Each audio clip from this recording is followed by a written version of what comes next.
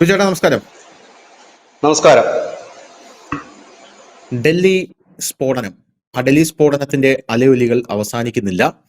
ഡൽഹി സ്ഫോടനത്തിൽ നമ്മുടെ സർക്കാർ എന്തൊക്കെ ചെയ്തു എന്നുള്ള കാര്യങ്ങൾ നമുക്ക് എല്ലാവർക്കും അറിയാം. കാരണം സാധാരണ കോൺഗ്രസ് സർക്കാർ ഭരിക്കുന്ന കാലത്തുള്ള ഒരു നിസ്സംഗ സ്വഭാവമല്ല ബി.ജെ.പി. സർക്കാർ ഭരിക്കുമ്പോൾ ഓരോ ഭീകരാക്രമണത്തിലും എടുക്കുന്നത് നമുക്ക് എല്ലാവർക്കും അറിയാം. ഡൽഹി സ്ഫോടനം ഉണ്ടാകുന്നു 6/25. ഉടനെ തന്നെ അവിടെ ആംബുലൻസുകൾ എത്തുന്നു, ഫയർഫോഴ്സ് എത്തുന്നു, ഉടനെ തന്നെ പോലീസ് രംഗത്തിറങ്ങുന്നു, സൈന്യം എത്തുന്നു. അമിത്ഷാ പ്രധാനമന്ത്രി നരേന്ദ്രമോദിയുമായിട്ട് യോഗം ചേരുന്നു, പ്രതിരോധ മന്ത്രാലയം സജ്ജമാകുന്നു. അതിനുശേഷം NST സ്ഥലത്തെത്തുന്നു. ഫരീദാബാദിൽ 1000 പട്ടാളക്കാരെ ഇറക്കി ഫരീദാബാദ് വളയുന്നു. രാജ്യമെമ്പാടും റെയ്ഡുകൾ നടത്താനുള്ള സകല നീക്കവും നടത്തുന്നു.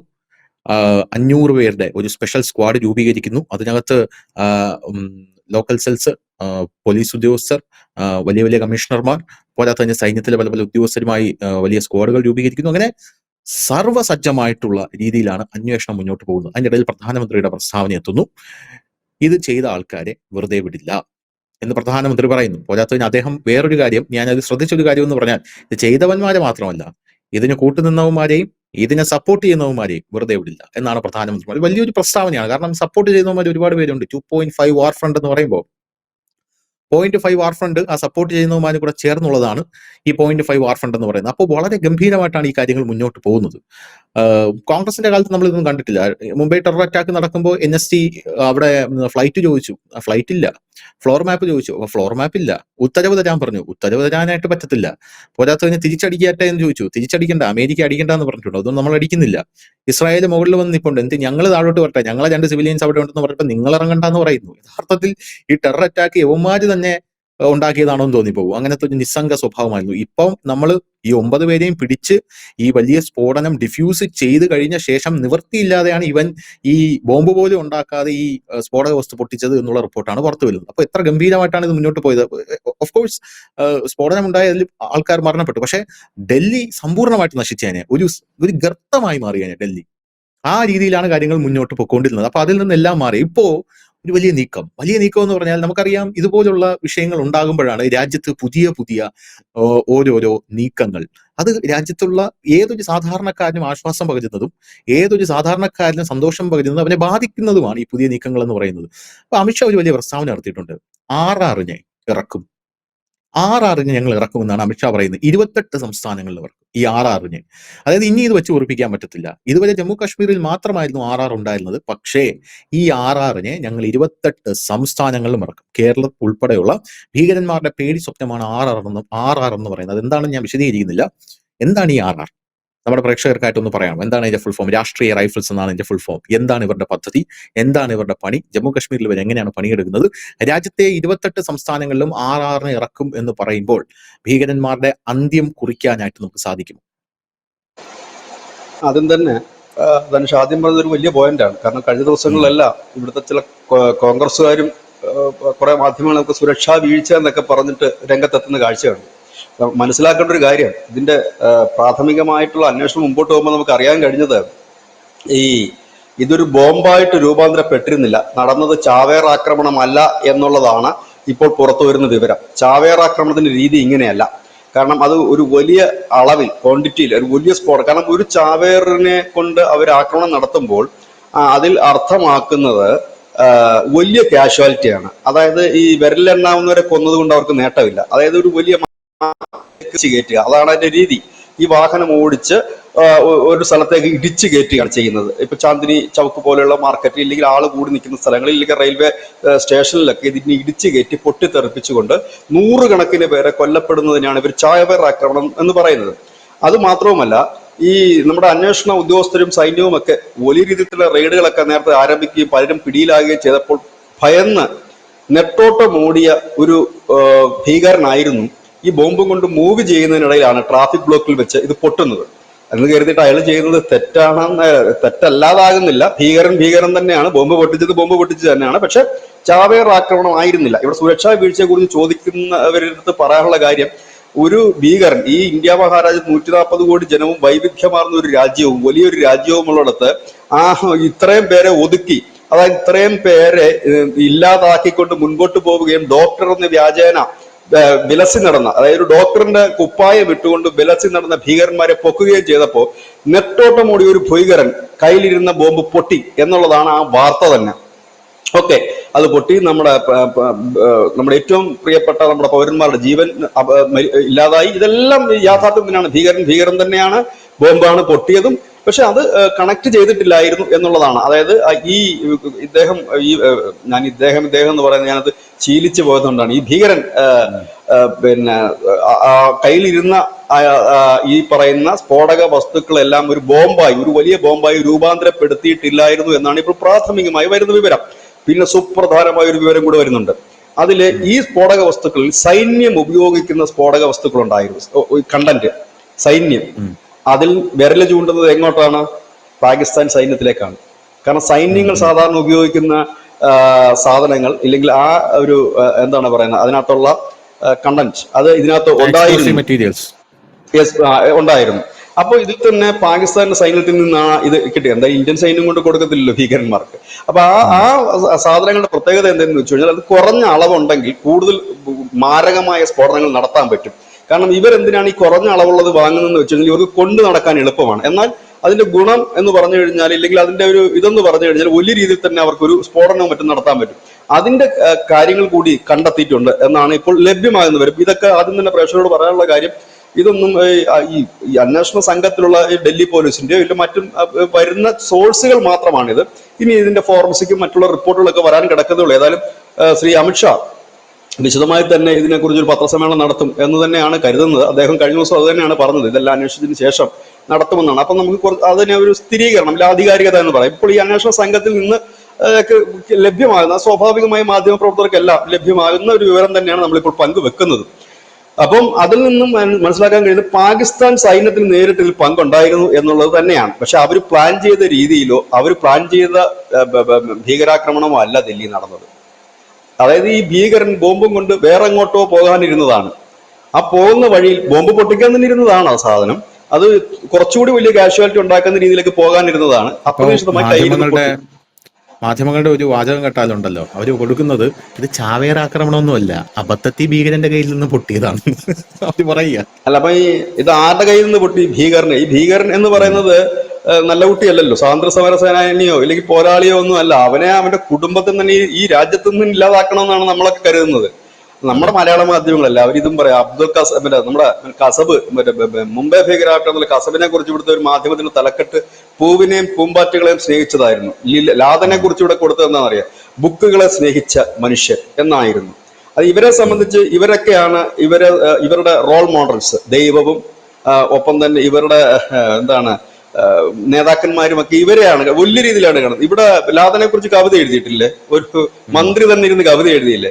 അത്ര ഊളകൾ കിടക്കുന്ന ഇവിടുത്തെ കാര്യങ്ങളൊക്കെ ആരാണ് ഇത് കേൾക്കുന്നത്? കാരണം ഇവിടെ കുറെ പേര് ചുമ്മാ ഫേസ്ബുക്കിൽ ഇരുന്ന് എന്തെങ്കിലുമൊക്കെ എഴുതിയിടും, അതിന് കൈ അടിച്ചുകൊണ്ട് കുറെ സുടുക്കൾ വരും.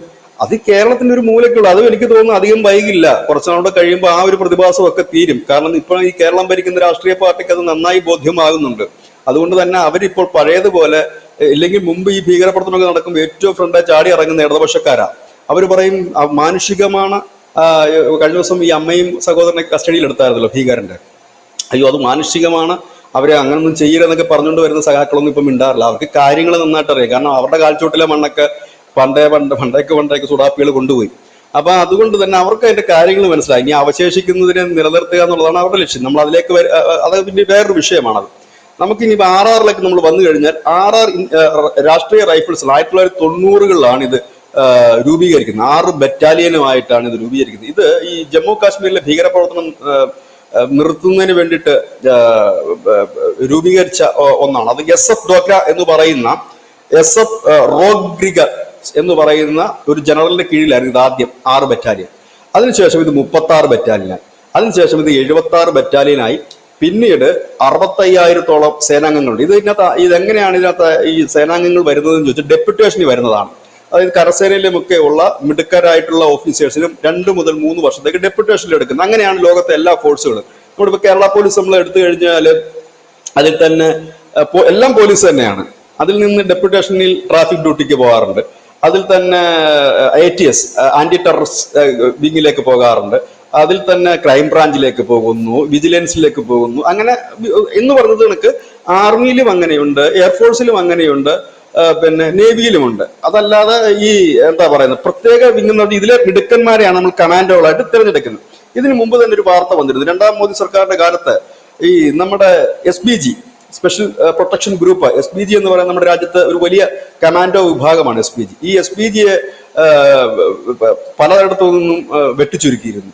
കാരണം ഈ നമ്മുടെ നാട്ടിൽ മുമ്പ് ഉണ്ടായിരുന്നത് വഴിയെ കൂടെ പോകുന്ന നേതാവിനും 2 SPG പ്രൊട്ടക്ഷൻ ഉണ്ടായിരുന്നു. A category, Y category, Z category, H category. അതെല്ലാം നരേന്ദ്രമോദി സർക്കാർ എടുത്തു കളഞ്ഞു. വേണ്ടപ്പെട്ടവർക്ക് മീൻസ് വളരെ പ്രധാനപ്പെട്ടവർക്ക് മാത്രം കൊടുക്കുക. അതല്ലാതെ ഈ ഒരു അലങ്കാരം പോലെ ഒരു നേതാവ് പോകുന്നു, കുറെ പരിവാരങ്ങൾ കൂടെ പോകുന്നു, ഒരു കാര്യവുമില്ല. അപ്പം അത് കോൺഗ്രസ് സർക്കാരിന്റെ കാലത്തായിരുന്നു. അവര് ചെയ്യുന്ന പണി എന്താണെന്ന് വെച്ച് കഴിഞ്ഞാല് മന്ത്രിസ്ഥാനവും ഇല്ലെങ്കിൽ മറ്റൊന്നും കിട്ടാത്ത നേതാക്കന്മാർക്ക് ഈ SPG ഒക്കെ കൊടുത്ത് അവരെ സ്ഥാനം കൊടുക്കാനില്ല, പിന്നെ മന്ത്രിസ്ഥാനം കൊടുക്കാനില്ല, ഉന്നത പദവി കൊടുക്കാനില്ല. അപ്പൊ ഇങ്ങനെ ഇരിക്കുമ്പോൾ ശരി നിങ്ങൾക്ക് ഒരു SPG തരാം. നേതാവിനെ സംബന്ധിച്ചും അത്യാവശ്യം പൈസയും കാര്യങ്ങളും ഒക്കെ ഉണ്ട്. നേതാവ് വന്നിറങ്ങുമ്പോൾ 2 പേര് തോക്കൊക്കെ പിടിച്ച് സൈഡിൽ നിൽക്കുമ്പോൾ ഒരു സുഖമാണ്. അതായിരുന്നു ഇവിടെ നടത്തിക്കൊണ്ടിരുന്നത്. എന്തിനേറെ പറയുന്നു, രാഹുൽ ഗാന്ധിയുടെയും പ്രിയങ്കയുടെയും പോലെ SPG സുരക്ഷ എടുത്ത് ദൂരെ കളഞ്ഞു. അതിന് എടുത്തു കളയാനുണ്ടായ കാരണം എന്ന് വെച്ച് കഴിഞ്ഞാല് ഈ ഉദ്യോഗസ്ഥന്മാര് കംപ്ലൈന്റ് ചെയ്തു. കാരണം ഇവര് പറയുന്നതൊക്കെയല്ല ഇവർ കേൾക്കുന്നത്. രാഹുലും ഒക്കെ രാത്രിയില് പുറത്തേക്ക് ഇറങ്ങുകയും ബൈക്ക് എടുത്ത് എങ്ങോട്ടോ പാഞ്ഞു പോവുകയുമാണ് ചെയ്യുന്നത്. അപ്പൊ സുരക്ഷാ ഉദ്യോഗസ്ഥന്മാർ പറഞ്ഞു ഇത് ഞങ്ങൾക്ക് ബുദ്ധിമുട്ടാണിത്. രാത്രിയിൽ ഇത് ഞങ്ങൾക്ക് ഇപ്പോൾ വലിയ വാർത്തയായിരുന്നത്. എനിക്ക് തോന്നുന്നു 2-3 വർഷം മുമ്പായിരുന്നു. ഇത് ഞങ്ങൾക്ക് ബുദ്ധിമുട്ടാണിത്. കാരണം ഈ നമ്മൾ വിചാരിക്കും നമ്മുടെ മുഖ്യമന്ത്രി പിണറായി വിജയനൊക്കെ പോകുമ്പോൾ വിചാരിക്കും എന്ത് സുഖമാണ് പുള്ളിക്ക് എവിടെ വേണേൽ പോകാം, സുരക്ഷ അല്ല. അങ്ങനല്ലത്. സുരക്ഷാ ഉദ്യോഗസ്ഥന്മാരാണ് ആദ്യം ലൊക്കേഷൻ തീരുമാനിക്കുന്നത്. ഇപ്പം ഇദ്ദേഹത്തിന് മന്ത്രിക്ക് ചിലപ്പോൾ ആഗ്രഹം കാണും ഇന്ന സ്ഥലത്ത് പോകണമെന്ന്. പക്ഷെ അവിടെ പോകണമെന്നുണ്ടെങ്കിൽ പെർമിഷൻ കൊടുക്കേണ്ടത് ഈ സുരക്ഷാ ഉദ്യോഗസ്ഥന്മാരാണ്. അവരവിടെ പരിശോധിച്ച് അവിടെ എന്തെങ്കിലും തരത്തിലുള്ള സുരക്ഷാ പ്രശ്നങ്ങൾ ഉണ്ടോ എന്ന് നോക്കി അതിനുശേഷം അവരാണ് പറയുന്നത് കുഴപ്പമില്ല പോകാം എന്ന് പറയുന്നത്. അല്ലാതെ നമ്മുടെ ഇഷ്ടത്തിനല്ല. അതായത് ഇതിനകത്ത് ഒരു കാര്യം എന്ന് പറഞ്ഞാൽ ഈ ഇത് നിൽക്കുമ്പോൾ ഇവരുടെ കാര്യം ഇവർ പറയുന്നത് കേട്ട് അനുസരിച്ചിട്ട് മുമ്പോട്ട് പോകും. അത് പ്രധാനമന്ത്രി ആയാലും അങ്ങനെ തന്നെയാണ്, പിന്നെ ആഭ്യന്തരമന്ത്രി ആയാലും അങ്ങനെ തന്നെയാണ്, ആരായാലും അങ്ങനെ തന്നെയാണ്. കാരണം അവരാണല്ലോ ഇവരുടെ സുരക്ഷാ ചുമതല വഹിക്കുന്നത്. അപ്പൊ അവരാണ് തീരുമാനിക്കുന്നത് എങ്ങനെ പോകണം, എവിടെ പോകണം, എന്ത് ചെയ്യണം എന്നൊക്കെ ഉള്ളത്. അപ്പോൾ ഈ തരത്തിലൊക്കെ അപ്പം ആ ഒരു വിങ്ങിനെ മാറ്റിയിട്ട് ആ SPGയെ ഒരു പ്രത്യേക കമാൻഡോ ഫോഴ്സ് ആയിട്ട് തന്നെ നിലനിർത്തുകയാണ്. ആ SPG നിലനിർത്തിക്കൊണ്ട് തന്നെ അത് കേരളം ഉൾപ്പെടെയുള്ള സംസ്ഥാനങ്ങളിലേക്ക് അതിനെ മാറ്റി. അത് അവരുടെ ഒരു ഓഫീസ് ഇപ്പോൾ വരുന്നുണ്ട്. ആ ഓഫീസിൽ കേരളം ഉൾപ്പെടെയുള്ള സ്ഥലങ്ങളിലേക്ക് കമാൻഡ്, അതായത് ദ്രുത കർമ്മ സേന പോലത്തെ ഒരു കമാൻഡ്, അത് ഭീകര ഓപ്പറേഷനോ ഇല്ലെങ്കിൽ ഇങ്ങനെയുള്ള ഇത് വന്ന് നടന്നു കഴിഞ്ഞാൽ പെട്ടെന്ന് ഇവർക്ക് എത്തപ്പെടാൻ പറ്റുന്ന ഒരു രീതി. ഇനി രാഷ്ട്രീയ റൈഫിൾസിന്റെ കാര്യത്തിലേക്ക് വന്ന രാഷ്ട്രീയ റൈഫിൾസിന്റെ പ്രധാന രീതി എന്ന് പറഞ്ഞു കഴിഞ്ഞാൽ ഇന്റലിജൻസ് റിപ്പോർട്ടുകൾ വന്നു കഴിഞ്ഞാൽ ആ സെക്കൻഡിൽ തന്നെ ഇവർ ഓപ്പറേഷൻ സജ്ജമാകും. ഇവരുടെ ഓപ്പറേഷൻ മെത്തേഡ് എന്ന് പറഞ്ഞാൽ ഗറില്ല യുദ്ധമുറ, അതുപോലെ തന്നെ ഈ പിന്നെ അർബൻ മേഖലയിൽ അവർക്ക് പ്രവർത്തിക്കുന്ന അർബൻ വാർഫയർ, അതുപോലെ ഭീകര വിരുദ്ധ പ്രവർത്തനം. അതായത് നൊടിയിടയ്ക്കുള്ളിൽ ഇവർ എത്തും. ഇവർ എത്തുക എന്ന് പറഞ്ഞു കഴിഞ്ഞാൽ വലിയ സന്നാഹത്തോടെ മറ്റേ പട്ടാളക്കാർ എത്തുന്ന പോലെയല്ല. ചിലപ്പോൾ 1-2 പേരായിരിക്കും എത്തും, ചിലപ്പോൾ വേഷം മാറിയായിരിക്കും ഇവർ എത്തുന്നത്. ആ എത്തുന്നു ഇവർക്ക് ഗറില്ല യുദ്ധം. കാരണം അത് എല്ലായിടത്തും ഉണ്ട്. ലോകത്തിലെ തന്നെ ഏറ്റവും ശക്തമായ ഭീകര അതാണ് ലോകത്തിലെ തന്നെ ഏറ്റവും മികച്ച ഭീകരവിരുദ്ധ സേനകളിൽ ഒന്നാണ് നമ്മുടെ ഇന്ത്യയുടെ രാഷ്ട്രീയ റൈഫിൾസ്. ഇപ്പോൾ അതിന്റെ ഒരു ഏകദേശ എണ്ണമാണ് ഈ 65,000 എന്ന് പറയുന്നത്. ഈ ബറ്റാലിയനുകളുടെ എണ്ണം വെച്ചിട്ടാണ് അതിന്റെ ഒരു കണക്ക് പറയുന്നത്. കറക്റ്റ് ആകണമെന്നും നിർബന്ധമൊന്നും ഇല്ലത്. അപ്പൊ ഇതിന്റെ എണ്ണം കൂട്ടിക്കൊണ്ട് എല്ലാ സംസ്ഥാനം, കാരണം ഇവർ ഒരുപാടൊന്നും വേണ്ട ഒരു സംസ്ഥാനത്ത്. ഇപ്പൊ നമ്മുടെ പോലീസാണ് ലോ ആൻഡ് ഓർഡർ നോക്കുന്നത്. ഇവരുടെ മറ്റൊരു പ്രത്യേകത എന്താണെന്ന് ചോദിച്ചു കഴിഞ്ഞാൽ ഇവര് മറ്റ് ഏജൻസികളുമായി, അതായത് പോലീസുമായിട്ടും ഇന്റലിജൻസുമായിട്ടും CRPF-ഉമായിട്ടും ചേർന്നാണ് പോകുന്നത്. സേന അങ്ങനെയല്ലല്ലോ പോകുന്നത്. സേന ഒരു സ്ഥലത്ത് വരുമ്പോൾ അവരുടെ ഒരു രീതിയിൽ ഇവരങ്ങനെയല്ല പോകുന്നത്, സംസ്ഥാന പോലീസുമായി ചേർന്നിട്ട്. അപ്പൊ അവരുടെ കയ്യിൽ നിന്ന് കിട്ടുന്ന ഇൻപുട്ടേഷനും ചേർത്ത് വെച്ചിട്ടാണ് ഇവര് മുമ്പോട്ട് പോകുന്നത്. അങ്ങനത്തെ ഒരു സേനയാണ്. അതായത് എല്ലാ സംസ്ഥാനങ്ങളിലും ഇത് അനിവാര്യമാണ്. പ്രത്യേകിച്ച് ദക്ഷിണേന്ത്യയിൽ ഇതിന്റെ ഞാൻ പറഞ്ഞില്ലേ, ഇത് വടക്കുനിന്ന് വന്ന് ഫരീദാബാദായി. നേരത്തെ തന്നെ ഈ ആന്ധ്രയിൽ, തെലങ്കാന, കർണാടക, തമിഴ്നാട്, കേരളം അടക്കമുള്ളിടത്തൊക്കെ വലിയ രീതിയിൽ തന്നെ ഇതിന്റെ മൊഡ്യൂൾസും സ്ലീപ്പർ സെല്ലുകളും പ്രവർത്തിക്കുന്നുണ്ട്. ഒപ്പം തന്നെ ഇന്നലെ ഒഡീഷയില് വലിയ റെയ്ഡ് ആരംഭിച്ചിട്ടുണ്ട്. അപ്പൊ ഇതിന്റെയൊക്കെ ഒരു പശ്ചാത്തലത്തിൽ കൂടിയാണ് രാഷ്ട്രീയ റൈഫിൾസ് ഇപ്പോൾ എല്ലായിടത്തേക്കും വിന്യസിക്കാൻ, ഇല്ലെങ്കിൽ അതിന്റെ ഒരു യൂണിറ്റ് എല്ലായിടത്തേക്കും സ്ഥാപിക്കാനായിട്ട് ഇപ്പൊ അമിത്ഷായുടെ നേതൃത്വത്തിൽ ഒരു തീരുമാനം എടുത്തു എന്നുള്ള വാർത്ത വരുന്നു. ഇന്നലെ തന്നെ ഇന്നലെയും മിനിഞ്ഞാന്നും ഒക്കെ ആയിട്ട് ഒരുപാട് പേര് ഈ ഒരു ആവശ്യം മുൻപോട്ട് ഉന്നയിച്ചിരുന്നു. കാരണം ഇത് അനിവാര്യമാണ്, ഇത് വേണം എന്ന് പറഞ്ഞിട്ട് ഒരു ആവശ്യം മുൻപോട്ട് ഉന്നയിച്ചിരുന്നു. ഏതായാലും വളരെ നല്ലൊരു കാര്യമാണ് ഇത്. ഒരു വമ്പൻ നീക്കം അല്ലെങ്കിൽ ഒരു വമ്പൻ പ്രഖ്യാപനം എന്ന് തന്നെ നമുക്ക് പറയേണ്ടി വരും. ഏതായാലും ഔദ്യോഗികമായി ഇത് പ്രഖ്യാപിച്ചിട്ടില്ല. അത്തരത്തിലൊരു നീക്കം നടത്തുകയാണെങ്കിൽ അതൊരു വലിയ നീക്കം എന്ന് തന്നെ നമുക്ക് പറയേണ്ടി വരും. ചേട്ടാ, ഈ RR കുറിച്ച് പറയുമ്പോൾ ഉണ്ടല്ലോ, കുറച്ച് കൂടുതലായിട്ടുള്ള ഡീറ്റെയിൽസ് ഈ RR കുറിച്ച് വരുന്നുണ്ട്. അതായത് ഈ RR ഒരു സംസ്ഥാനത്ത് ഇറങ്ങി, ഇപ്പൊ ജമ്മു കാശ്മീരിൽ അവരുടെ രീതി നമുക്കറിയാം. ഈ RR ഒരു പ്രത്യേകത, ഈ ഇന്റലിജൻസ് റിപ്പോർട്ട് കിട്ടിക്കഴിഞ്ഞാൽ അവർക്ക് പ്രത്യേകിച്ച് ഉത്തരവിനൊന്നും കാത്തിരിക്കേണ്ടതായിട്ടുള്ള ഒരു ആവശ്യമില്ല. ഇവര് ഞൊടിയിടയിൽ വന്ന് അള്ളിക്കൊണ്ടു പോവുകയാണ് ഈ ഭീകരന്മാരെ. അപ്പൊ അങ്ങനെ അവരെ വന്ന് കൊണ്ടുപോകുന്ന ഒരു സാഹചര്യം ഈ 28 സംസ്ഥാനങ്ങളിലും വരുന്നൊരു സാഹചര്യമാണ് ഇപ്പോൾ ഉണ്ടാവുന്നത്. അപ്പൊ എനിക്ക് തോന്നുന്നത് ബേസിക്കലി ഇങ്ങനെ ഒരു സംഭവം വരുമ്പോൾ ഒരു പ്രതിഷേധം ഒരു സൈഡിൽ നിന്ന് ഉണ്ടാകാനുള്ള ഒരു സാധ്യതയും ഞാൻ മുന്നിൽ കാണുന്നു. കാരണം ഒരു ഇന്റലിജൻസ് റിപ്പോർട്ട് കിട്ടിയാൽ ഇവർക്ക് ആരെ വേണമെങ്കിലും പിടിച്ചുകൊണ്ട് പോകാമല്ലോ എന്നുള്ള രീതിയിലേക്ക് കാര്യങ്ങൾ മാറുന്നു എന്നുള്ളൊരു സംഭവം ഒരു ചെറിയൊരു പ്രതിഷേധത്തിനായിട്ട് വരാനുള്ള ഒരു സാധ്യതയുണ്ട്. പിന്നെ ഇവരുടെ ഈ ഘടന നോക്കിക്കഴിഞ്ഞാൽ തന്നെ ചിലപ്പോൾ ഈ ഭീകരന്മാർക്ക് ഒരു ഭയം വരും. കാരണം ഇവര് 5 ഉപവിഭാഗങ്ങളായി തിരിഞ്ഞാണ് പ്രവർത്തിക്കുന്നത് എന്നാണ് നമുക്ക് മനസ്സിലാവുന്നത്. Victor, kilo, delta, Romeo, uniform, അങ്ങനെ കുറെ വിഭാഗങ്ങളായിട്ട് തിരിഞ്ഞിട്ടുണ്ട്. പിന്നെ ഇവരുടെ കയ്യിലിരിക്കുന്ന ആയുധങ്ങൾ അത്യാധുനികമായിട്ടുള്ള ആയുധങ്ങളാണ് ഇവരുടെ കയ്യിലിരിക്കുന്നത്. അത് ഭീകരന്മാർ പ്രവർത്തിക്കുന്നത് എങ്ങനെയാണ്? നമ്മൾ പുറത്തുനിന്ന് നോക്കിയാൽ ഇപ്പൊ അൽഫല യൂണിവേഴ്സിറ്റിയിൽ ഇരിക്കുന്ന ഡോക്ടർ ഭീകരനാണെന്ന് നമുക്ക് തിരിച്ചറിയാൻ പറ്റും? ഇല്ലല്ലോ.